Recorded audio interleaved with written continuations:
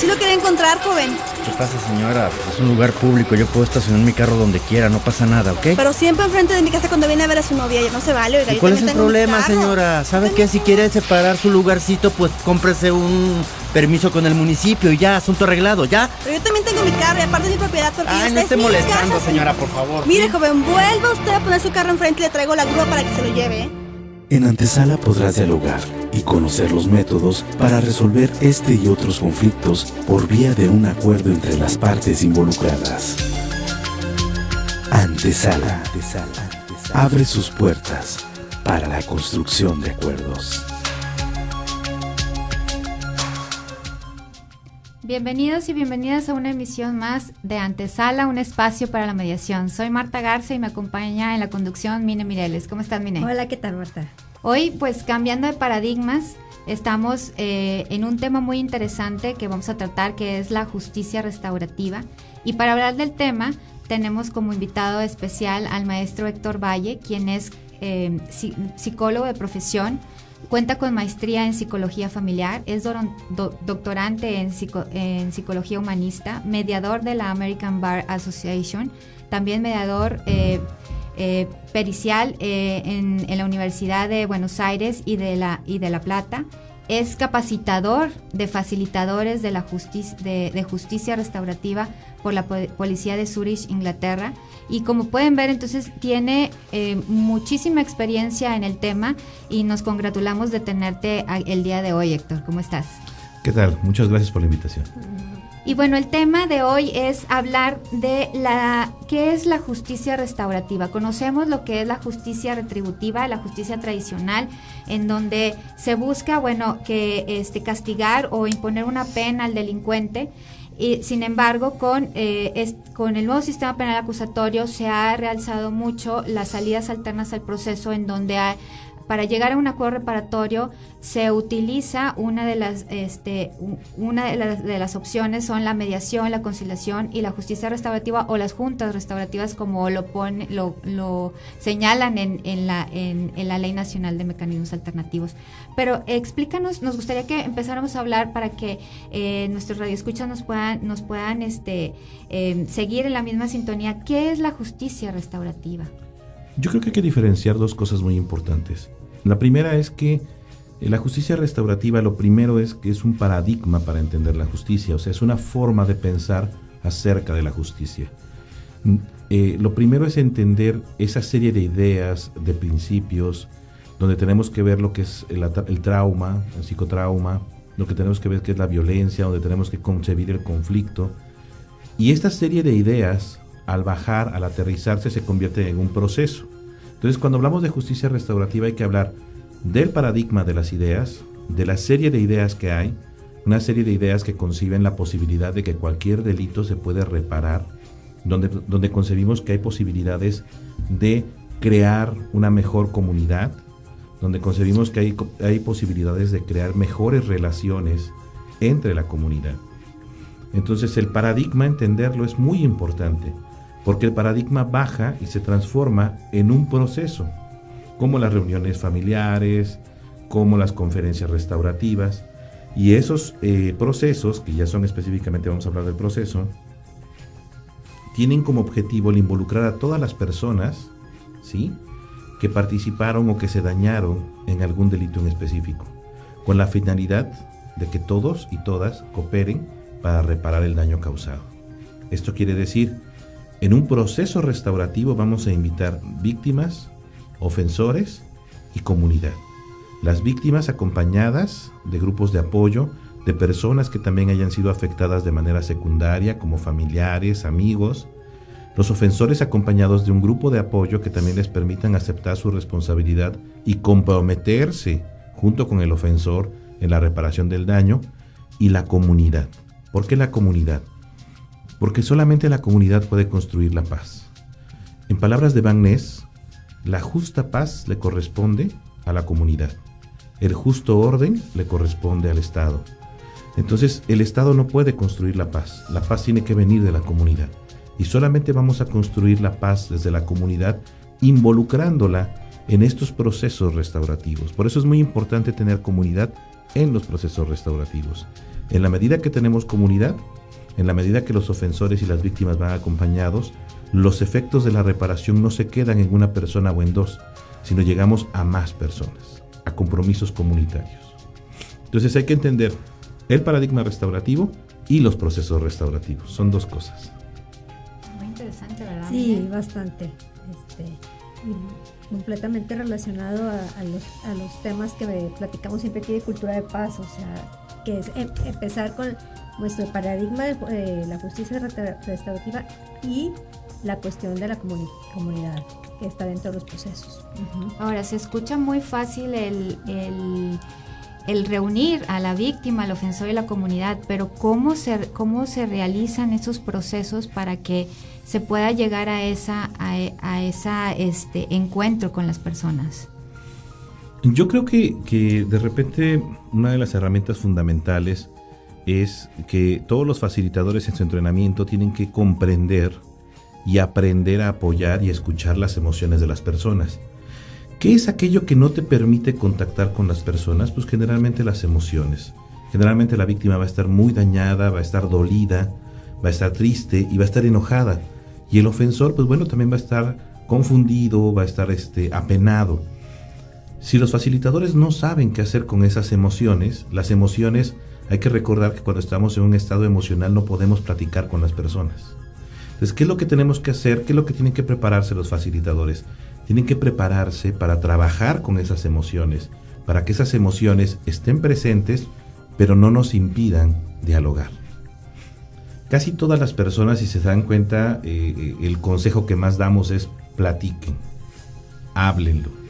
O sea, sabemos que esa es la forma para solucionar el conflicto, pero no tenemos un modelo, un nicho, un lugar donde sentarnos a dialogar, sino pensamos que el diálogo es algo automático entre los seres humanos.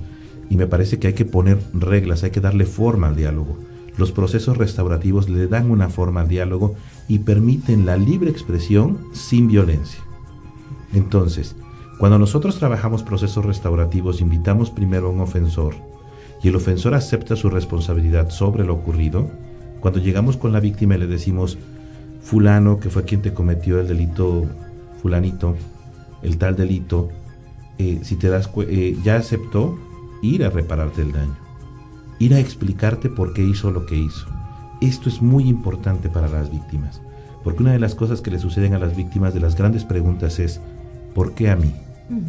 ¿Por qué me hiciste esto a mí? Y si me lo hiciste, ¿fue casualidad? ¿Fue un error? ¿Lo estuviste planeando? ¿Fue el azar? ¿Fue el azar? ¿Qué fue lo que sucedió ahí? O sea, son preguntas que solamente el ofensor puede responderle a la víctima. No todos los casos, no todos los ofensores, no todas las víctimas aceptarán procesos restaurativos. Pero si nosotros nos acercamos desde una manera compasiva, desde una manera humana, a escuchar no solamente lo que pasó, sino las emociones y necesidades de víctimas y ofensores, ambos van a querer platicar sobre lo ocurrido. ¿Y cuáles son esas emociones y necesidades que tiene? Comentabas el de la víctima, ¿cuáles eran las emociones? Del agresor o del infractor, ¿cuáles son esas emociones que tiene y necesidades? Yo creo que una de las cosas más importantes para el ofensor es tener estructura, tener orden. Una de las cosas que sucede con el ofensor es que en algún momento de su vida, algún pensamiento, alguna narrativa, hizo que él aprendiera, ¿sí?, que estar fuera de los límites que nos impone la comunidad le funcionaba, que pegar funciona, ¿sí?, que robar funciona, que no seguir las reglas funciona. Cuando nosotros hacemos esto, como a los niños, adolescentes y adultos, perdemos parte de nuestra estructura, parte de nuestra conciencia, parte de nuestros reguladores sociales. Pero al final de cuentas, ¿quién de nosotros no le gusta ser aceptado por la sociedad o reconocido? Entonces, lo que nosotros hacemos con la parte restaurativa, una de las cuestiones más importantes con el ofensor, es recordarle que puede vivir y ser aceptado en una comunidad. Porque él, al final de cuentas, se siente fuera de la comunidad. Y lo hacemos, ¿no? Cuando nosotros metemos a alguien a prisión, lo señalamos, lo etiquetamos, y es una persona que ya no pertenece a nuestra comunidad. Nadie pone allá fuera de su estética, de su abarrotería, se solicita expresidiario para empleo de medio tiempo. No, claro que no. O sea, los rechazamos, ¿no? Carta de antecedentes no penales, y eso es importantísimo. Entonces, estos ofensores ya se sienten fuera de la comunidad. Si nosotros les damos una oportunidad de reintegrarse de una forma seria y vigilada, ¿sí?, mucho control y mucho apoyo a estos ofensores, ellos pueden hacer las cosas de otra manera. En algún momento perdieron un poco el camino. Es cosa de ayudarlos a regresar a ese camino. Me recuerda mucho lo que ahorita que comentas, que es recordarles que pueden vivir y ser aceptados en una sociedad. Tuvimos la oportunidad de estar en los centros penitenciarios de Estados Unidos en Houston con el programa de Bridges to Life, de Puentes de Vida, y tuvimos una entrevista con internos que ya habían pasado por estos procesos y decían que sus mayores temores era que dentro de del centro penitenciario pues llevaban un orden, tenían un orden muy estructurado en donde no se permitía pues salirse de las reglas. Sin embargo, que cuando salieran, su mayor temor es, oye, mi pandilla me va a arrastrar y yo necesito pertenecer a un grupo para sentirme identificado. Entonces, ¿cómo voy a volver a salir y voy a volver a hacerlo? Entonces, ¿cómo puedo yo me pueden ayudar al momento de que yo salga de estar cumpliendo pues la pena que se me impuso, ¿verdad? Muy, muy cierto. Yo creo que la respuesta la tiene muy clara San Francisco, que me parece uno de los lugares más desarrollados en justicia restaurativa. Y lo que hace San Francisco, que me parece fabuloso, y yo creo que hacia allá tenemos que caminar, son redes de apoyo. Entonces, tú sales, a la hora de salir de prisión, tú te vas a tener una reunión restaurativa donde van a estar presentes algunos representantes de tiendas comerciales, de negocios locales, representantes de AA, representantes de centros de adicción, representantes de universidades. Y entonces este hombre sale y dice, tengo miedo de regresar porque mi pandilla me va a jalar. Y entonces la comunidad le dice, oye, yo te puedo dar espacio para vivir en otro lugar, ¿sí? Le dice, pero salgo sin trabajo. Y le dice de repente, oye, yo te ofrezco trabajo aquí. Y alguien más le dice, ¿quieres estudiar? Te ofrezco una beca para que estudies. Entonces, realmente con esa red de apoyo, la persona sale a un nicho que le da todas las posibilidades de cambiar. Eso sí, faltas a la universidad, faltas al trabajo, regresas a tu barrio, regresas a prisión. Claro. No hay, vamos a platicarlo, a negociarlo, no. Por eso es mucho control y mucho apoyo. Y la verdad es que, bueno, yo me callaron la boca literalmente porque dije, no, pero es que estamos en Estados Unidos, o sea, esto no se puede hacer en México, no hay dinero. Me dijeron, todas estas redes de apoyo realmente la mayoría son voluntarios, o sea, no es que es la comunidad la que está interesada precisamente en ayudar para que sea un beneficio, porque también es un beneficio para la comunidad, ¿verdad? Entonces dices, no, es magnífico, o sea, sales, bueno, con mucho aprendizaje, ¿verdad? Y yo creo que hay que voltear también la visión a los estados que ya están haciendo justicia restaurativa, Oaxaca, Baja California, donde ya también empiezan a tener una experiencia muy interesante acerca de qué hay que hacer en México, cómo podemos empezar a involucrar a la comunidad en México. La comunidad mexicana se une y se une muy fuerte. Entonces yo creo que es rescatar ese valor que hemos visto en las inundaciones, en los temblores, y decirles, no necesitamos una catástrofe para unirnos. Claro. Podemos unirnos con una bandera como la paz, como la justicia, y ¿por qué no? Una bandera como el amor, entendido como la legitimación de las personas. Efectivamente. Tú que eres de Oaxaca y que la justicia restaurativa ya tiene mucho tiempo de practicarse, ¿estas redes de apoyo se han utilizado, se están utilizando en la comunidad de Oaxaca? Sí, Oaxaca ha tenido la experiencia y la posibilidad de meterse a trabajar con escuelas para empezar a brindar redes de apoyo, empezar a trabajar con algunas iglesias, ¿sí? Representantes de diferentes iglesias, pastores, sacerdotes, etcétera, empezar a involucrarlos, o algunos otros representantes comunitarios como incluso la policía. Muchas veces el policía que detiene a la persona dice, a mí me gustaría estar ahí, porque quiero saber por qué este muchacho, esta muchacha, este hombre, esta mujer hicieron lo que hicieron. Y hay veces cuando tenemos como participantes incluso al policía, el policía puede sensibilizarse de hacer su trabajo de otra manera, y las personas, los participantes de la comunidad pueden tener una visión diferente de ese policía. Van Ness dice que lo más importante de la justicia restaurativa es que transforma la relación de los gobiernos con la comunidad. Excelente. Muy interesante. Vamos a hacer un corte y regresamos para seguir hablando sobre este tema de justicia restaurativa. Sí.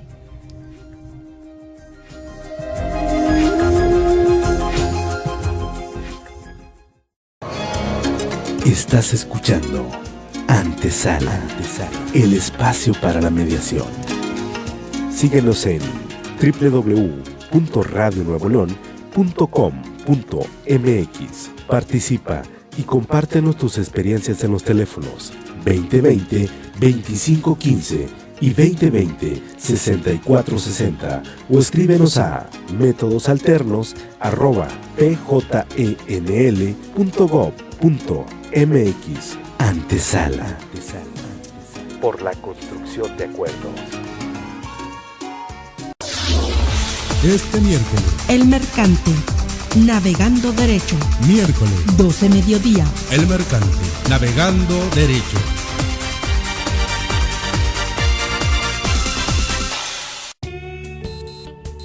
Estás escuchando En el Tribunal.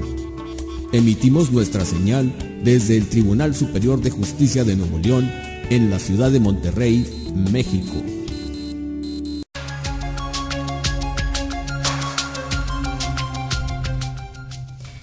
Sí, ya estamos aquí después del corte, con el maestro Héctor Valles, y estábamos, platicando sobre las redes de apoyo. Y en el curso en el que estamos ahorita con él nos mencionaba que se necesita todo un cambio estructural y cultural para poder realmente que se implemente todo esto de los procesos restaurativos que son parte de la justicia restaurativa. ¿Qué nos puede platicar sobre esto, licenciado? Me parece que si nosotros nos quedamos nada más atendiendo a la persona que ejerce violencia o a la persona receptora de violencia, nos quedamos muy cortos, ¿sí? Cuando hablamos de cambios estructurales, no hablamos de que las instituciones desaparezcan, no, sino hablamos de cómo es el funcionamiento de la institución. Por ejemplo, cómo vamos a cambiar una institución como una escuela, ¿sí?, que tenga un espacio para poder hablar de paz. Generalmente, por ejemplo, vamos a ir a la primaria y la primaria no tiene un lugar para hablar de paz, no tiene un lugar para poder construir, ¿sí? Es más probable que tenga un gimnasio donde nos meten a la competencia, donde tú corres, yo corro, y el que corre más rápido es más reconocido. ¿Y qué pasa si corremos juntos? ¿Qué pasa si empezamos a hacer las cosas juntos, juntas? ¿Qué pasa si empezamos a separar a los niños, a las niñas, y los empezamos a juntar en un ambiente de paz y convivencia? Entonces a mí me parece que la estructura tiene que ver con crear estos espacios para la paz. Espacios que ya, por ejemplo, existen en tribunal, en procuraduría, pero bueno, vámonos más allá, ¿no? Podemos crear estos espacios para la paz en muchos lugares. Y desde ahí, la relación de los mismos miembros de esas instituciones y la relación con la comunidad va a empezar a cambiar. O sea, no se trata de desaparecer instituciones o de cambios radicales, sino cambiar la estructura del funcionamiento. ¿Para qué estamos? ¿Para hacer justicia? ¿Para construir paz? ¿Para crear diálogos? ¿O estamos para condenar, para sancionar, para imponer? Eso me parece que la estructura, o podemos estar en las dos cosas. Una dirección de escuela tiene que castigar, sí, pero también puede tener un espacio para construir paz, para dialogar. No son cosas que estén confrontadas, sino cosas que pueden coexistir y que cada momento puede ser diferente para cada persona. Entonces yo creo que esa es la estructura.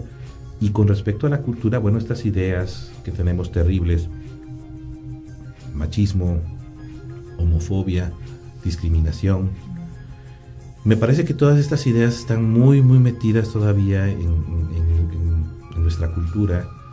Discriminamos a la gente que viene de un paraje indígena, que discriminamos a la gente que no viste como nosotros, que no habla como nosotros, que no sabe lo que sabemos, que no escucha lo que escuchamos. Entonces me parece que la discriminación está muy presente y necesitamos enseñarle a las personas, necesitamos recordar, no enseñar, necesitamos recordar que todos somos iguales. Se dice muy fácil, pero sentirnos igual que otra persona implica un cambio cultural. Implica dejar de estar en la competencia de yo soy mejor, de yo sé más que tú, de yo hice esto, yo hice aquello. Implica el compartir. A mí me parece que compartir es algo maravilloso. Y si yo puedo ver tu experiencia como algo que me compartes, no como un reto al que debo vencer, estamos construyendo paz, estamos así acercándonos a una cultura que va a permitir que la justicia restaurativa funcione mejor, pero una cultura que también la justicia restaurativa, al ser aplicada, empieza a construir. Que es muy interesante, es cierto, hay espacios en las escuelas para canchas de fútbol, canchas de básquet, incluso a veces albercas, y todo implica una competencia. Y ayer que mencionabas algo de los eran 3 reglas que tenía que seguir no me acuerdo en qué grupos, me decías que compartir la comida, sí. Estar en círculos de paz, ¿verdad? En círculos, ¿y cuál era la otra regla? Celulares apagados. En la escuela de los que reclutaban puros niños bullying, ¿no? Exactamente. Sí. Bueno, me prendió el foco porque mi hija me decía, no mamá, en la escuela no podemos compartir la comida. Y yo, ¿por qué? No, es una regla, no podemos compartir la comida. Entonces voy y pregunto a la escuela, no, porque es un orden, porque luego el niño quiere lo que tiene el otro niño y se pelean. Le dije, no, pero en lugar de ayudarles a construir de forma colaborativa o sea, la paz, no, mejor pongo esa regla para no emproblemarme yo maestra, ¿verdad? O institución. Y dije, pues no me parece, o sea, como que va fuera de lo que bueno, nosotros estamos buscando. Claro, y esto de compartir es algo tan sencillo. Por ejemplo, el Buxbaum Academy, que es donde tenían estas reglas. Los niños de bullying. Llega de repente un niño con plátanos, porque es lo que le pudieron dar. Y entonces él llega con los plátanos, va a comer solo plátano, pero de repente llega otro que llega con una torta, pero como su mamá ya está más consciente, le da 2. Entonces le cambia una torta por un plátano. Claro. Y de repente todos se sientan a comer plátanos, ¿sí? La mitad es de plátanos, que parecían los plátanos que llevaba este chico, y todos le empezaron a dar que un pedazo de torta, un pedazo de pizza, un pedazo de lo que llevaban, y todos están compartiendo, todos están conviviendo. Entonces, al final, nadie comió menos, nadie comió diferente, todos comieron juntos y construyeron su comida. Exacto, y convivieron. Claro, y la escuela, bien interesante, ¿no? La escuela lo que hace es darles verduras y frutas, nada más, ¿no? Pone verduras y frutas para que puedan agarrar quien sea. Lo demás, la golosina y eso que lleven, eso lo comparten entre ellos. Entonces, el cambio cultural, o sea, que empieza obviamente desde el directivo, los maestros, para poder dar ese espacio, ¿no? Y hablando de esto de las escuelas, que es bastante, es donde están los niños, el futuro del mundo y del país. Nos has mencionado algunos casos en donde, bueno, en unos casos se puede usar lo que es mediación escolar, pero hay casos en que ya se necesita una restauración. No sé si nos podrías ahondar sobre esto y cómo ha funcionado en algunas escuelas. Y cómo funciona el círculo y los ingredientes, entre comillas, ingredientes que tiene que haber para que funcione. Hijo, son muchas preguntas. Sí, ¿verdad? Que dice, hazme una pregunta a la vez y una pregunta más fácil, no tan difícil.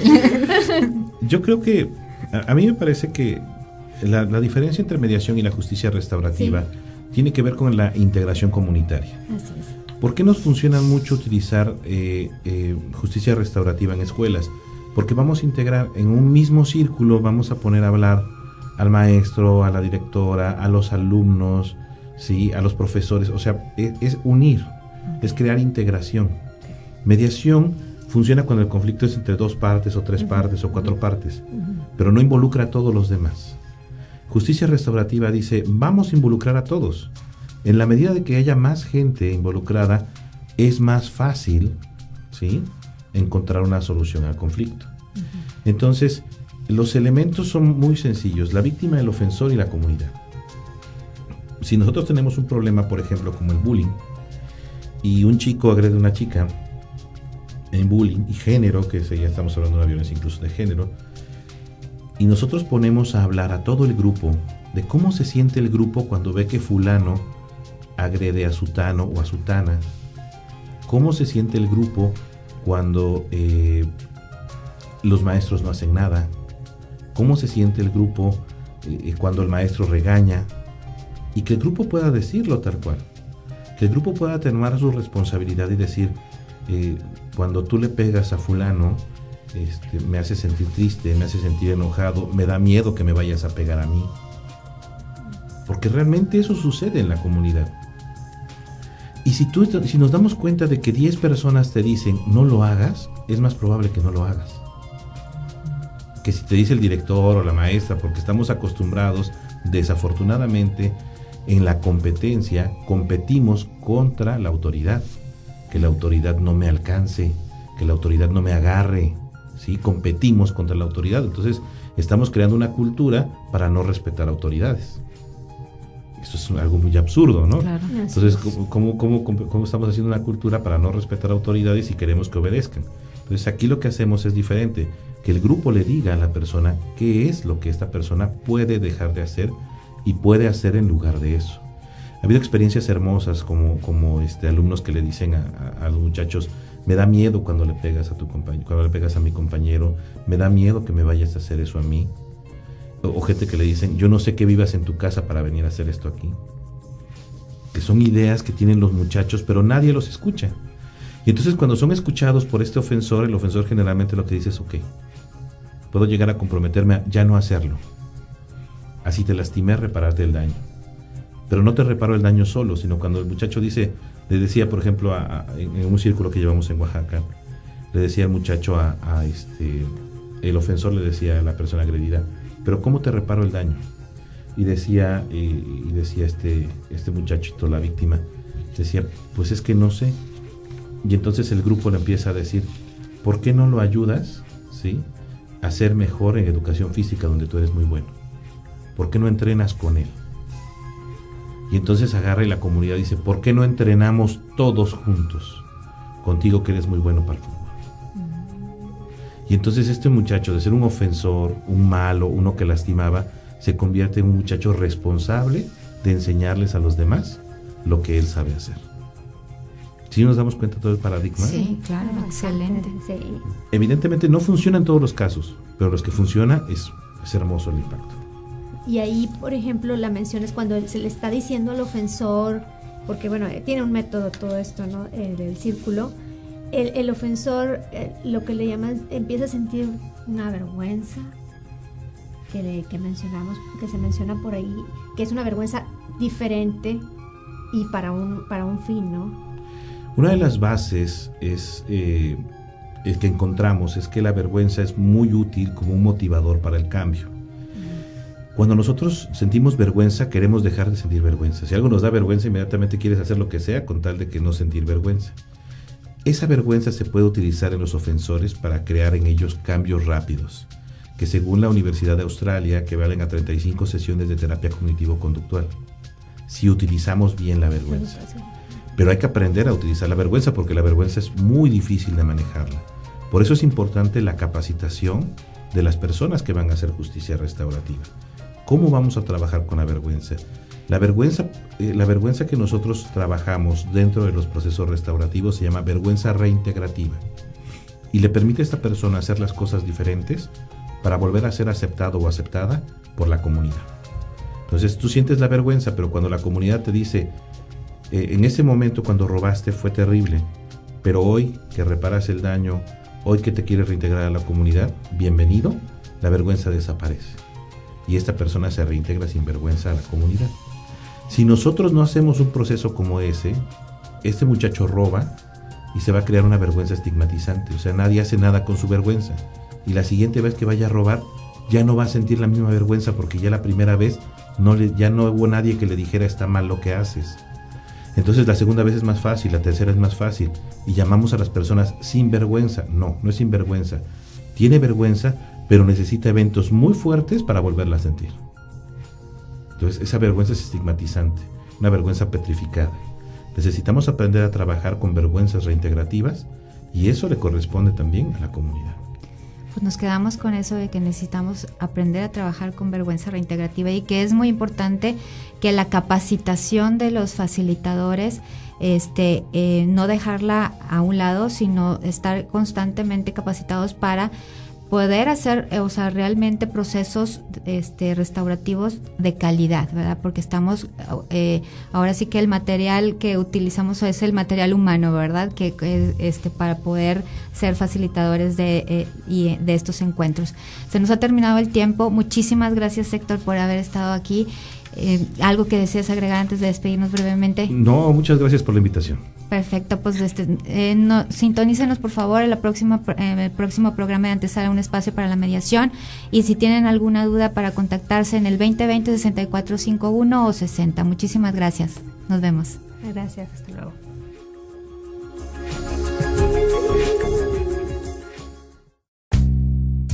Un conflicto nos lleva al desgaste de nuestras emociones, de nuestras relaciones y de nuestro dinero. ¿Por qué llegar a él si podemos llegar a una solución pactada? Dialoga y considera que vale más un buen acuerdo que un mal pleito. Antesala, una producción de Radio Nuevo León y el Centro de Métodos Alternos para la Resolución de Conflictos. Antesala, por la construcción de acuerdos.